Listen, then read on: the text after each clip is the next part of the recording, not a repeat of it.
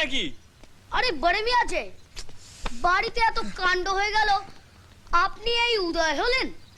মেলা প্যাচ করিস না তো, যা এই প্যাকেটটা মাকে দে আর চট করে আমার গামছাটা নিয়ে আয়।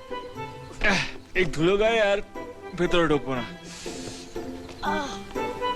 সাবধানে পা ফেলো বড় মিয়া, বাড়িতে বিলিতি আমরা চাষ হয়েছে। কি বিলিতি আমরা? Yeah.